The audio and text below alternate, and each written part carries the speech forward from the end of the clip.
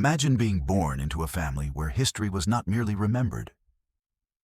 It was lived, shaped, and written by your own bloodline.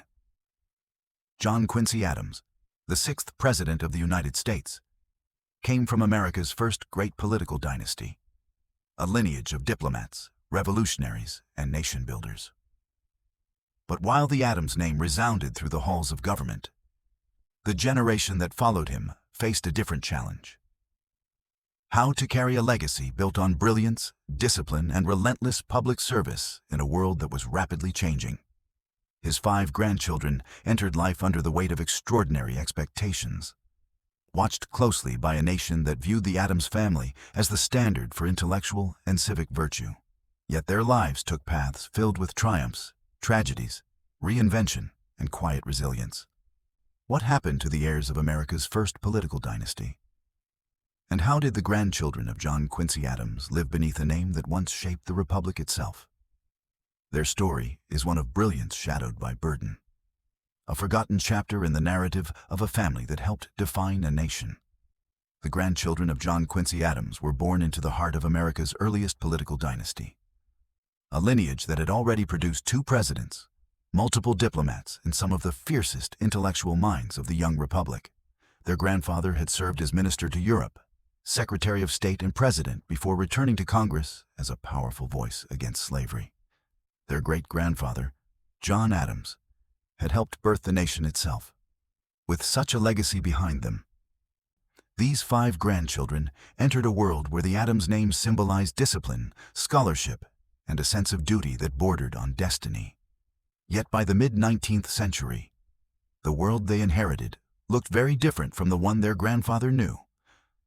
American politics had shifted, society was in flux, and the burdens of dynasty had grown heavier than ever before. Their parents, Charles Francis Adams Sr. and his wife, Abigail Brooks, raised their children in a home defined by rigorous education, strict moral expectations, and the ever-present reminder that greatness was the Adams family inheritance. But they also grew up under the looming shadow of premature death, mental illness, and emotional strain that had plagued the Adams line for generations. In this mix of brilliance and fragility, the grandchildren of John Quincy Adams learned to navigate lives that were both privileged and burdened. Some of them rose to positions of influence, preserving the family's intellectual and civic identity. Others struggled under the emotional weight of their heritage. Together, their lives reveal the evolution of America's first family of politics. How a dynasty built on enlightenment and public service adapted, fractured, and transformed as it entered the modern age. The Adams family stood at the center of America's early political identity, a dynasty built not on wealth or aristocratic privilege, but on intellect, discipline, and an unwavering commitment to public duty. John Quincy Adams inherited the full force of this tradition from his father, John Adams, and passed it on with equal intensity to his own children. By the time the family reached its 3rd generation in the mid-1800s, the Adams name had become synonymous with brilliance and moral rigor, a legacy admired, feared, and at times deeply resented by those who carried it. While other presidential families faded quietly into anonymity, the Adamses remained active in the nation's most complex debates, producing statesmen, scholars, and reformers who shaped the political and cultural landscape of the 19th century. Central to this legacy was Charles Francis Adams Sr., the son of John Quincy Adams, and the father of the 5 grandchildren whose story we now follow. A diplomat, congressman, and historian, he became the guardian of the family's intellectual inheritance. He raised his children in a home governed by strict expectations, mastery of languages, excellence in scholarship, and a profound sense of civic responsibility were not aspirations. They were requirements. The Adams household in Boston and Quincy became a crucible where education, moral instruction, and history intertwined, forming the backbone of a family identity that left little room for mediocrity. But beneath the calm exterior of discipline and achievement, the Adams family carried a quieter burden. Generations of Adams men battled melancholy, exhaustion, and the mental strain that often accompanies extraordinary expectation. The same relentless drive that propelled the family to national leadership also placed immense pressure on its younger members. By the time John Quincy Adams' grandchildren came of age, this tension between expectation and personal identity had become deeply woven into the family narrative. Their world was shaped by the tremors of a nation in transition, abolitionism, industrialization, the Civil War, and Reconstruction. And they were expected to meet the era with the same intellect and moral force that defined their forebears. Some rose to this calling with distinction. Others faltered under its intensity. What united them was not uniform success, but the shared inheritance of a name heavy with history, one that demanded both brilliance and sacrifice. It is within this environment, marked by both privilege and pressure, that the story of John Quincy Adams' 5 grandchildren truly begins. A story that reflects not only the evolution of a family, but the maturation of a nation itself. From this world of discipline, privilege, and unrelenting expectation, the grandchildren of John Quincy Adams stepped into adulthood carrying both the immense advantages and the heavy disadvantages of their lineage. They were raised to believe that duty was destiny, that intellect was the highest virtue, and that the Adams name demanded a life of significance. Yet the 5 grandchildren, John Quincy Adams II, Charles Francis Adams Jr., Henry Brooks Adams, Arthur Adams, and Mary Gardiner Adams, grew into remarkably different individuals. Some embraced their heritage with ambition and brilliance, extending the Adams' influence into politics, military reform, and historical scholarship. Others wrestled with the emotional and psychological strain of growing up in a family where achievement was not encouraged but assumed. Their lives formed a tapestry of triumph, rebellion, introspection, and quiet resilience. To understand how America's first political dynasty evolved beyond its founders, we must step into the lives of each grandchild in turn, beginning with the eldest son, who inherited not only the name of his grandfather, but also the heaviest burden of expectation, John Quincy Adams II. Number 5. John Quincy Adams II. John Quincy Adams II was born on September 22, 1833. The eldest grandson of John Quincy Adams, and the child who inherited not only his grandfather's full name, but also the vast constellation of expectations that accompanied it. From the moment of his birth, his life was shaped by the intense scrutiny that followed every member of the Adams dynasty. As the presumptive heir to a tradition defined by statesmanship, diplomacy, and unwavering civic duty, he entered adulthood with a burden few individuals could carry lightly. His grandfather had served as president, diplomat, and congressman. His great-grandfather had helped to found the nation itself. To be named John Quincy Adams meant stepping into a legacy forged by 2 generations of extraordinary intellect and public service. Yet the path he ultimately chose revealed a man determined not merely to continue a dynasty, but to define his own place within it. One marked by ambition, frustration, defiance, and a persistent struggle to reconcile personal identity with inherited duty.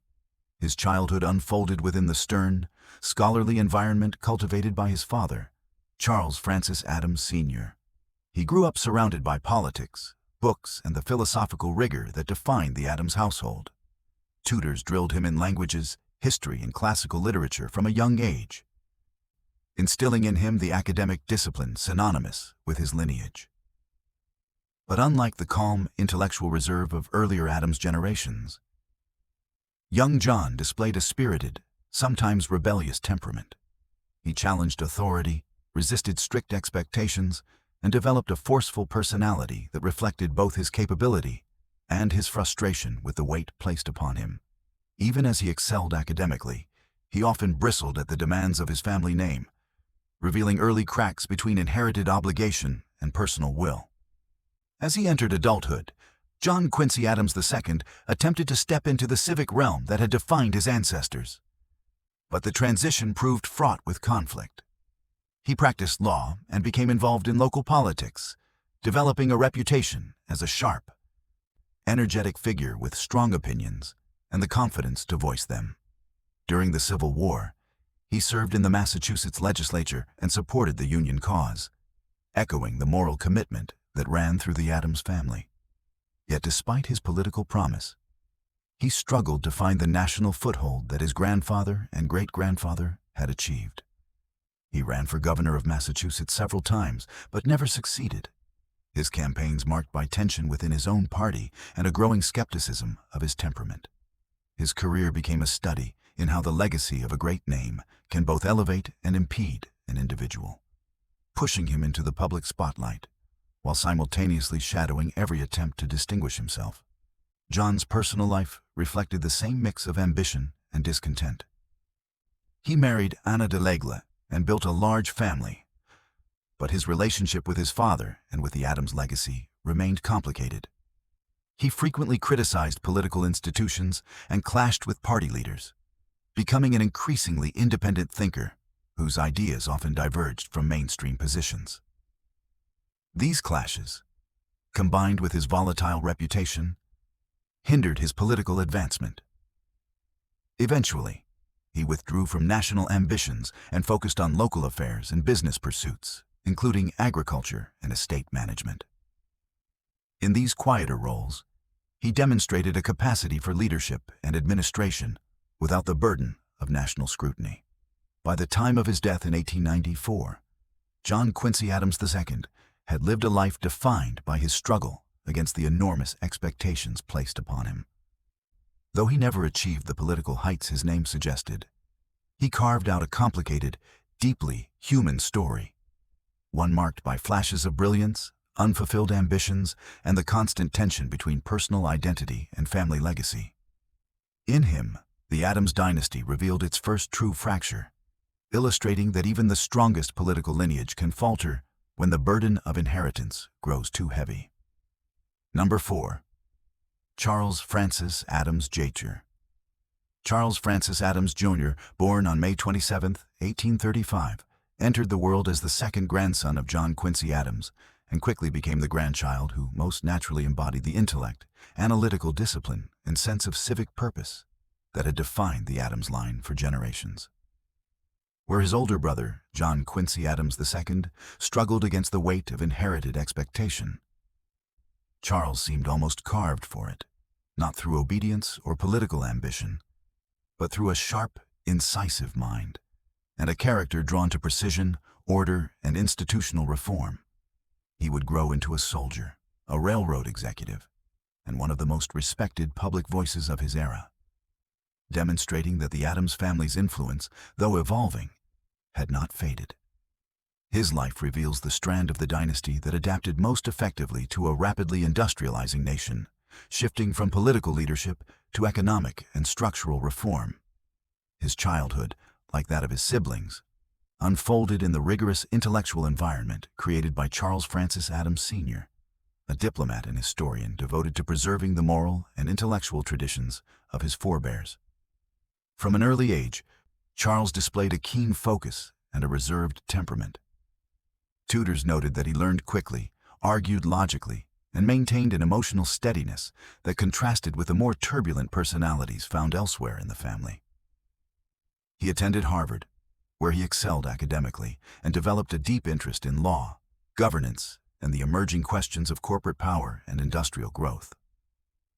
As he matured, he appeared to inherit not only the brilliance of the Adams line, but also the sense of responsibility that drove earlier generations into public service.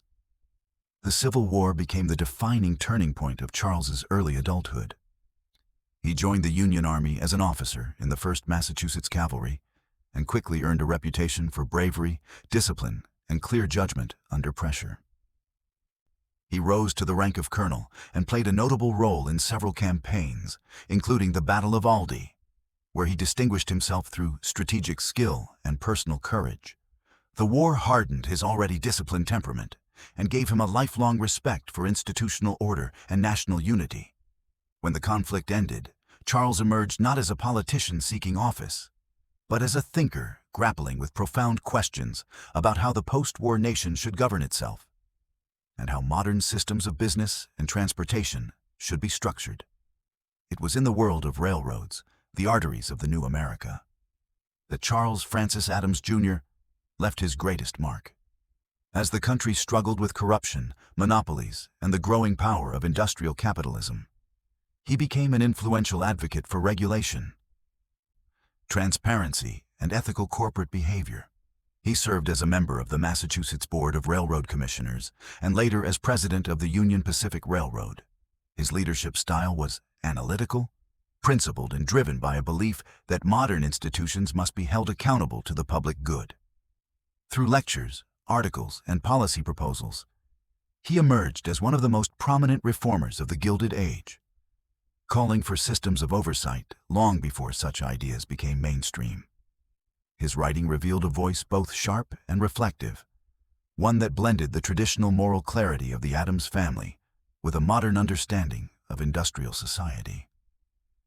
Charles's personal life reflected the same balance of discipline and introspection that shaped his professional work. He married Mary Hone Ogden and built a stable family rooted in education and civic engagement. Though he maintained ties to the political world, he consistently avoided seeking elected office, choosing instead to influence public life through analysis, reform, and institutional leadership. In later years, he turned increasingly toward historical writing, producing works on the Civil War and on the Adams family itself. His reflections were often tinged with skepticism and philosophical depth, revealing a mind both intellectually restless and profoundly aware of the complexities of modern society. Charles Francis Adams Jr. died in 1915, leaving behind a legacy distinctly different from the political achievements of his grandfather and great-grandfather, but no less significant. Through his work in business reform, public accountability, and historical scholarship, he embodied the ability of the Adams dynasty to evolve with the nation it helped found. In him, the intellectual fire of the family found a new form, one grounded in modern institutions rather than founding ideals, yet driven by the same relentless pursuit of what he believed was right. Number 3. Henry Brooks Adams. Henry Brooks Adams was born on February 16, 1838, the third grandson of John Quincy Adams, and the child who would ultimately become the most intellectually influential member of his generation. Unlike his brothers, who entered public life through politics, law, or military service, Henry's path led him deep into the world of ideas, history, philosophy, art, science, and the evolving architecture of civilization itself. If the Adams dynasty had always been defined by intellect, Henry represented its most expansive form, a mind too restless to be confined by politics and too penetrating to be satisfied with the answers the 19th century offered. His life became a profound examination of modernity, and his work remains one of the most significant contributions ever made by a descendant of the early American presidents. From childhood, Henry displayed both brilliance and fragility, a combination that had long haunted the Adams family line. His father, Charles Francis Adams Sr., imposed a strict educational regimen, but Henry absorbed knowledge not as duty but as necessity. He mastered languages, excelled in literature, explored mathematics, and developed an early appetite for abstract thought. Even as a boy, he sensed the tension between family expectation and his own intellectual hunger. He admired the legacy of his ancestors, yet he also recognized that the world he lived in, one entering industrial transformation, demanded a new way of thinking. While his older brothers were shaped by the straightforward path of political duty, Henry moved through life with a growing sense of philosophical unease, always searching for the deeper mechanisms that governed history and human behavior. His early adulthood was marked by diplomatic experience. Henry served as private secretary to his father in London during the Civil War, where Charles Francis Adams Sr. became a crucial figure in preventing British recognition of the Confederacy. This period steeped Henry in international politics, but instead of inspiring a political career, it awakened in him a curiosity about the hidden forces behind historical events. After the war, he briefly taught medieval history at Harvard, where students admired his unconventional approach, blending narrative, analysis, and penetrating critique of modern society. Yet, Henry quickly grew disillusioned with academia, believing that universities were unable to confront the complexities of the modern age. The turning point in Henry's intellectual life came through his literary and historical work. He authored History of the United States of America during the administrations of Thomas Jefferson and James Madison. A monumental 9-volume achievement, still considered one of the greatest works of American historical scholarship. But even this accomplishment did not settle his philosophical restlessness. His most famous book, The Education of Henry Adams, published privately in 1907 and posthumously to the public, became a landmark in American letters. More than an autobiography, it was a meditation on the failure of traditional education to prepare the human mind for the accelerating forces of modernity, technology, science, industrialization, and complexity. Through this work, Henry articulated the experience of an entire generation confronting a rapidly changing world, making him one of the most important intellectual voices of the 20th century. Henry's personal life carried its own tragedy. He married Marion Clover Hooper, a talented photographer and intellectual companion whose suicide in 1885 left him devastated. This loss deepened his sense of existential struggle and further fueled his philosophical inquiries. After Clover's death, Henry traveled extensively, seeking meaning in architecture, art, and the ancient world. His studies of Gothic cathedrals and Dynamo-era machinery became metaphors for competing forces in human civilization: spiritual unity versus scientific acceleration. In his later years, Henry became a central figure in Washington's intellectual circles, influencing diplomats, scholars, and writers. Yet he remained a paradox, a man shaped by the greatest political dynasty of early America, yet fundamentally skeptical of politics. A historian of unmatched mastery who questioned the ability of history to provide answers. A thinker of extraordinary subtlety who doubted whether human consciousness could keep pace with the modern world. Henry Brooks Adams died in 1918, leaving behind a body of work that has endured far beyond his own lifetime. While his brothers carried forward the Adams legacy through action, Henry did so through thought. He transformed personal restlessness into some of the most penetrating analyses of American identity and modern civilization ever written. In him, the Adams family reached its intellectual apex, producing not a statesman, but a philosopher of history whose influence continues to shape the study of culture, politics, and human progress. Number 2. Arthur Adams. Arthur Adams was born on October 29, 1841, the fourth grandson of John Quincy Adams, and the child whose life unfolded far more quietly than those of his more public-facing brothers. While John Quincy Adams II struggled under the pressure of political expectation, Charles Francis Adams Jr. reshaped the nation's railroad industry, and Henry Brooks Adams became one of America's most influential thinkers. Arthur charted a path defined by modesty, privacy, and steady professional dedication.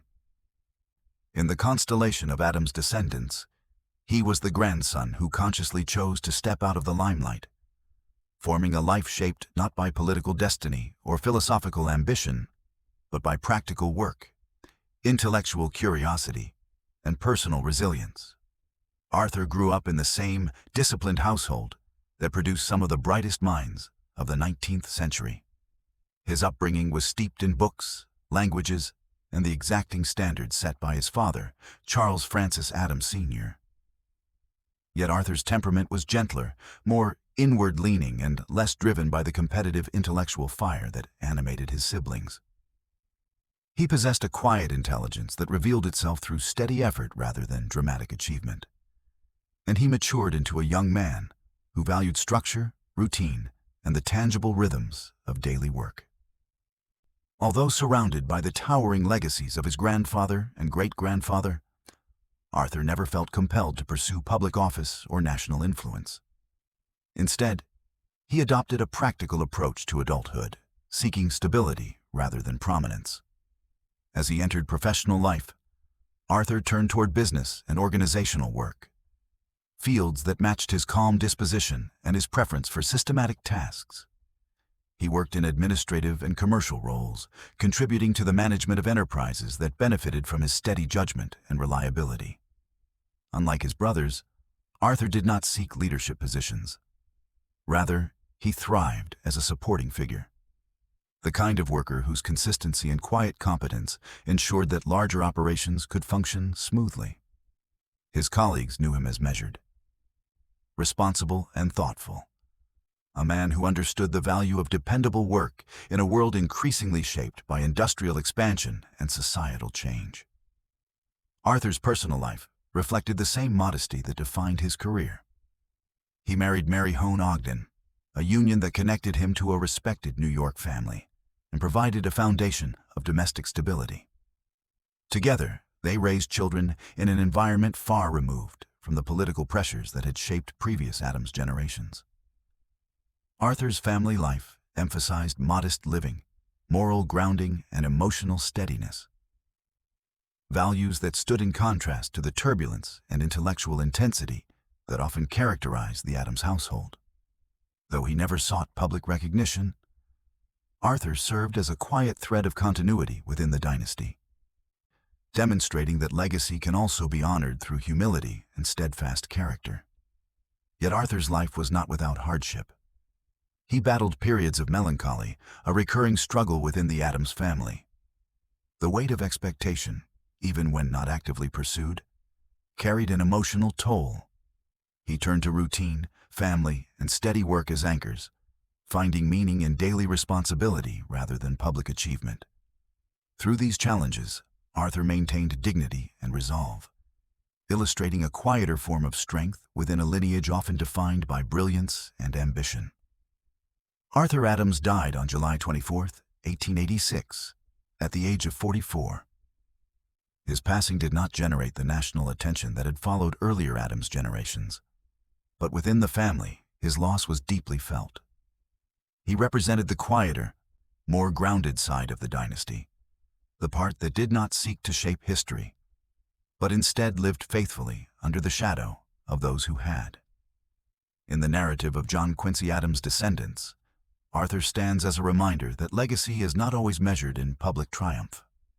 Sometimes it is preserved in the modest, honest life of an individual who chooses integrity over notoriety and steadiness over spectacle. Number 1. Mary Gardiner Adams. Mary Gardiner Adams was born on February 2, 1845, the youngest of John Quincy Adams' 5 grandchildren, and the only girl among a generation of Adams men living beneath the long shadow of a presidential dynasty. Her arrival added a new dimension to the family narrative, one shaped not by the political burdens placed on her brothers, but by the expectations of refinement, intellect, and moral steadiness that defined Adams' womanhood across generations. If her brothers carried the pressure to enter public life, Mary inherited the weight of preserving the family's cultural and intellectual integrity.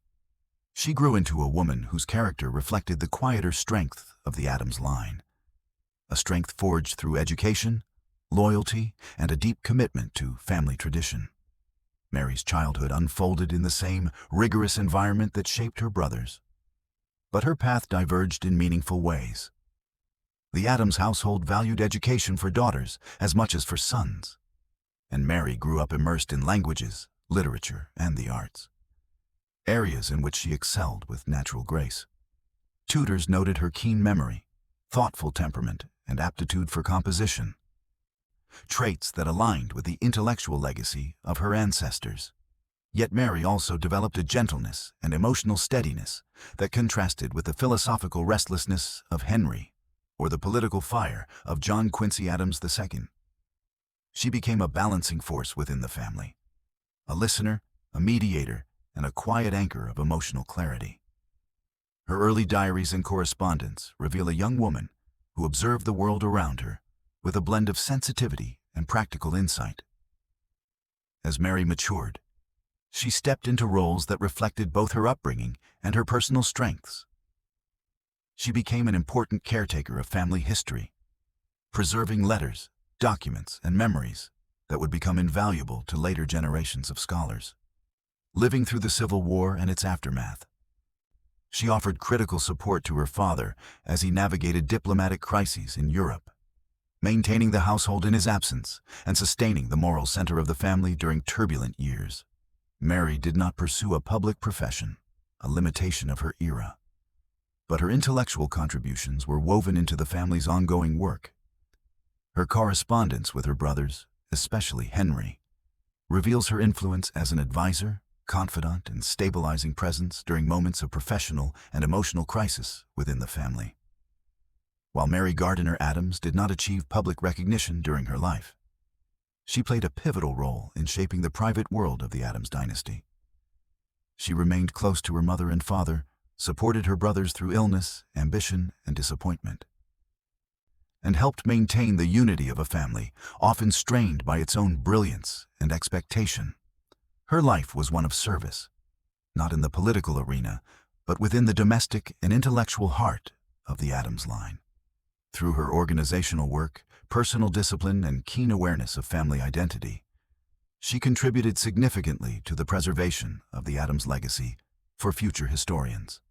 Mary never married, and she spent her adult years primarily between the family homes in Quincy and Boston, dedicating herself to family, correspondence, and cultural pursuits. She maintained a wide circle of acquaintances among New England's literary and intellectual society, participating in salons and gatherings that reflected the intellectually vibrant world of the Adams family. Her life, though outwardly quiet, was rich in thought, conversation, and connection, a testament to the often overlooked but essential contributions of women in prominent families. Mary died on June 7, 1928, long outliving her brothers and witnessing the transition of America into a new century far removed from the founding ideals her ancestors had shaped. Her longevity provided the Adams family with continuity, memory, and grace, making her a living bridge between the era of John Adams and the dawn of modern America. In her, the Adams legacy endured not through political office or historical treatise, but through the quieter virtues of intellect, loyalty, and emotional resilience. Mary Gardiner Adams stands as an essential, if understated, chapter in the story of a family whose influence helped shape a nation. Among the 5 grandchildren of John Quincy Adams, it was Henry Brooks Adams who rose unmistakably as the most influential and enduring figure. Not in the world of politics, but in the realm of ideas. While his brothers engaged in law, reform, military service, and local politics, Henry carved a path that transcended professions, institutions, and even the expectations of his dynasty. His life became a profound meditation on modern civilization itself, a journey that produced some of the most penetrating historical analysis in American letters. If the Adams family had long been defined by intellect, Henry represented its most profound expression. A mind that questioned not only the world around him, but the very ability of human beings to comprehend the forces shaping their era. What made Henry Brooks Adams the central figure of his generation was not fame, for he actively avoided it, but depth. His work dismantled the easy confidence of the 19th century and foresaw the anxieties that would define the 20th. Unlike his grandfather and great-grandfather, who believed in the steady progress of Republican virtue, Henry saw a world accelerating beyond the reach of traditional understanding. His monumental autobiography, The Education of Henry Adams, expressed this crisis with a clarity and honesty few writers have ever matched. Through its pages, he wrestled with the inadequacy of classical education, the rise of scientific dynamism, the collapse of old moral frameworks, and the dizzying speed of industrialization. He asked the questions that intellectuals of the coming century would spend their lives trying to answer. Questions about direction, meaning, and the fate of civilization in an age defined by machinery and energy rather than ideals. Henry's prominence also emerged from the emotional depth of his story. The tragedy of his wife Clover's suicide did not merely mark a turning point in his personal life. It deepened the existential inquiries that shaped his work. His travels through Europe and the Middle East, his fascination with medieval cathedrals, his study of electric dynamos at the 1900 Paris Exposition, all became symbols in a grand intellectual architecture. They represented the conflict between unity and fragmentation, faith and technology, order and chaos. Where his brothers pursued structure, Henry confronted uncertainty. Where earlier Adams' men sought to guide the nation, Henry questioned whether any individual, no matter how brilliant, could truly grasp the forces reshaping the world. He became, in effect, the Adams grandson who best bridged the transition from the 18th century world of Enlightenment optimism to the 20th century world of doubt, complexity, and acceleration. His writing influenced not only historians, but political theorists, artists, sociologists, and scientists. He became a central figure in Washington's intellectual circles, drawing diplomats and thinkers into conversations that ranged from medieval theology to thermodynamics. Those who knew him spoke of his wit, his melancholy, his relentless search for meaning, a man driven both by the legacy he inherited and the modernity he could never fully accept. Henry's prominence does not diminish the achievements of his siblings, each of whom carried a different facet of the Adams tradition into the modern age.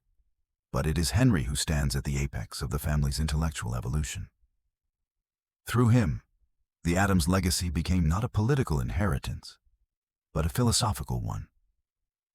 His life and work revealed the limits of human understanding in a rapidly changing world, offering a perspective as relevant today as it was in his own time.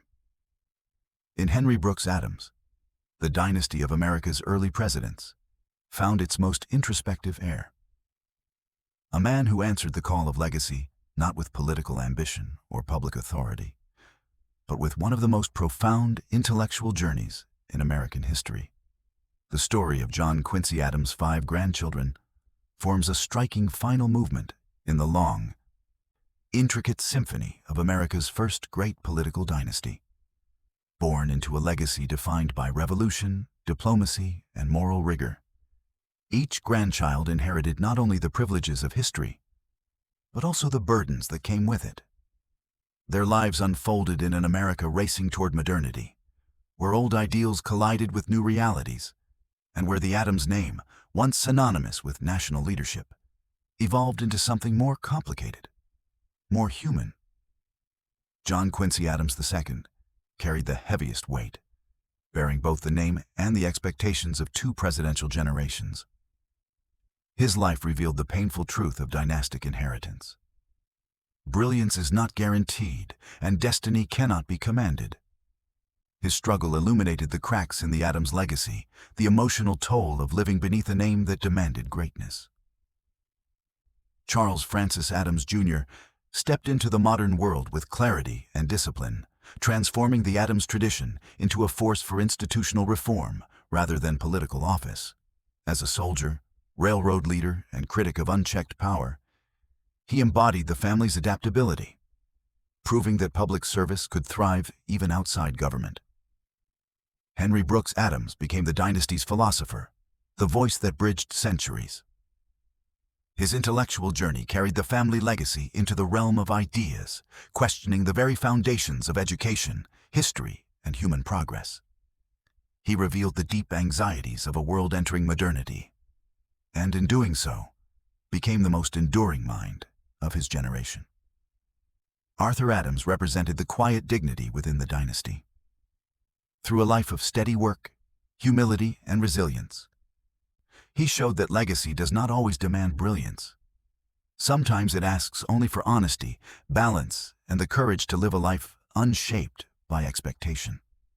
Mary Gardiner Adams, the sole granddaughter, held the family together in ways history rarely records. Through preservation, loyalty, and emotional strength, she ensured that the Adams memory endured not only through politics and philosophy, but through the intimate threads of family continuity. Together, these 5 grandchildren illustrate the full arc of a great American family, its triumphs, its fractures, its reinventions, and its humanity. Their stories prove that legacy is not a straight line from greatness to greatness, but a complex, shifting inheritance shaped by individuals navigating the world in their own ways. In the Adams grandchildren, we see the transition of America itself, from the age of founding ideals to the dawn of modern uncertainty. And in their journeys, the Adams legacy becomes something richer than political power. It becomes a story of people, brilliant, flawed, searching, and deeply human, carrying history not as a crown, but as a burden they learn to reinterpret, reshape, and ultimately make their own.